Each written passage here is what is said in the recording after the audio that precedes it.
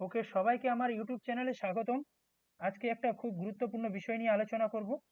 সেটা হচ্ছে, বিহারে তোমরা জানো যে এখন প্রতি বছরে টিচার নিয়োগ, শিক্ষক নিয়োগ হচ্ছে। তো টিআরই 1, টিআরই 2, টিআরই 3 এরকম করে অলরেডি নিয়োগ হয়ে গেছে বহু শিক্ষক।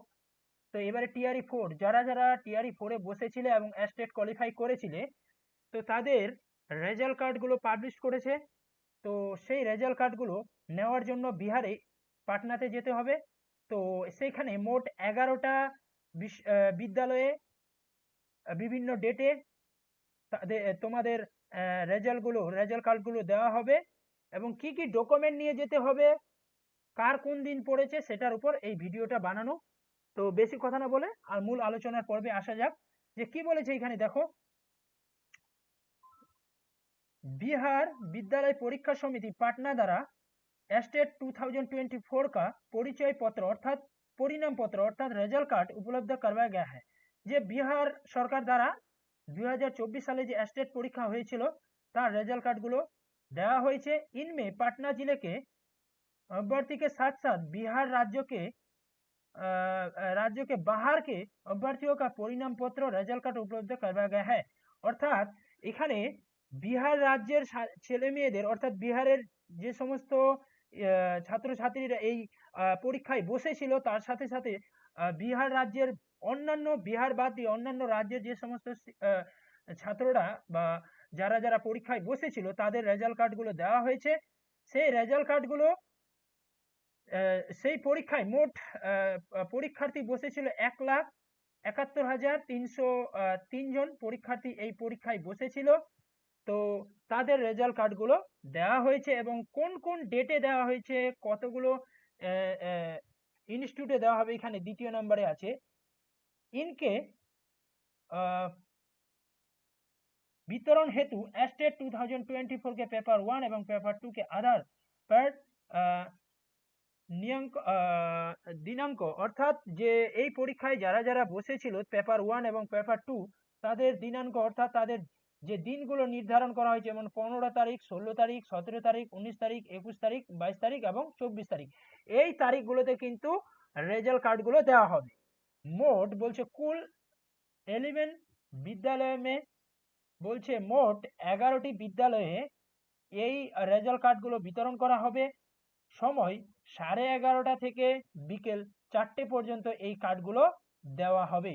এবার তার সাথে সাথে কি কি ডকুমেন্ট নিয়ে যেতে হবে সেটা হচ্ছে খুব গুরুত্বপূর্ণ বিষয়। বলছে কি, संबंधित अभ्यर्थी उक्त परीक्षा से संबंधित प्रवेश पत्र की ছায়াপতি অর্থাৎ যে এই যে সমস্ত পরীক্ষার্থীরা পরীক্ষায় বসেছিল প্রবেশপত্র অর্থাৎ অ্যাডমিট কার্ড সেটা নিয়ে যেতে হবে। তার সাথে সাথে কি বলছে যে বেকপি এবং ফটোযুক্ত ভারত সরকার ইয়া রাজ্য সরকার দ্বারা নির্গত বৈধ পেহচানপত্র অর্থাৎ রাজ্য সরকার বা কেন্দ্র সরকার দ্বারা যে একটা ফটোযুক্ত যে প্রমাণপত্র বা আইডি কার্ড সেটা নিয়ে যেতে হবে। যেমন আধার কার্ড নিয়ে যেতে পারো, ভোটার কার্ড নিয়ে যেতে পারো, সেরকম একটা প্রুফ আইডি নিয়ে যেতে হবে। তার সাথে সাথে কি বলছে যে আমাদের যে পরীক্ষায় যে রেজাল্টটা দিয়েছিল সেই রেজাল্টটা সাথে করে নিয়ে যেতে হবে। তার হচ্ছে আর স্বয়ং কিন্তু এখানে কি বলছে, স্বয়ং উপস্থিত হোকেন অর্থাৎ যে সমস্ত পরীক্ষার্থীরা পরীক্ষা বসেছিল তাদেরকেই রেজাল্ট কার্ডটা আনতে যেতে হবে, তবেই সেই অ্যাডমিট কার্ডটা দেবে। আর 3 নম্বরের পয়েন্টটাতে বলেছে যে সমস্ত পরীক্ষার্থীরা তাদের তিথি, সময় বা রেজাল্ট কার্ডের রোল নাম্বার এগুলো পায়নি বা দেওয়া নেই, তাদের চিন্তা করার কোনো বিষয় নেই, তাদেরগুলো পরবর্তীকালে সময় তারিখ দিয়ে দিয়ে দেওয়া হবে। আর এই 2 নাম্বার এখানে যে দেওয়া আছে এটা হচ্ছে দেখো স্কুলের নাম, অর্থাৎ কার কোন স্কুলে যেতে হবে, এবং এখানে এই তারিখগুলো দেওয়া আছে, এখানে সাবজেক্টগুলো দেওয়া আছে, এখানে রোল নাম্বার এত থেকে এত, রোল নাম্বারের মধ্যে এত থেকে এত, এর এত। তো এরকম করে রোল নাম্বারগুলো মিলিয়ে দেখে নিতে হবে কার কোন তারিখে পড়েছে, কোন শিক্ষা প্রতিষ্ঠানে পড়েছে। হ্যাঁ, এইরকম করে এগুলো হচ্ছে বিদ্যালয়গুলোর নাম, এগুলো সাবজেক্টগুলোর নাম, এগুলো হচ্ছে রোল নাম্বারগুলোর নাম, এরকম করে দেওয়া আছে। এরকম করে 3-4টা পেজ এগুলো দেখে পরীক্ষায় কিন্তু পরীক্ষার রেজাল্ট কিন্তু নিতে যেতে হবে। বিহারের বিহারের পাটনাতে যেতে হবে। তো যাই হোক, এই হলো মূল আলোচনার বিষয়বস্তু।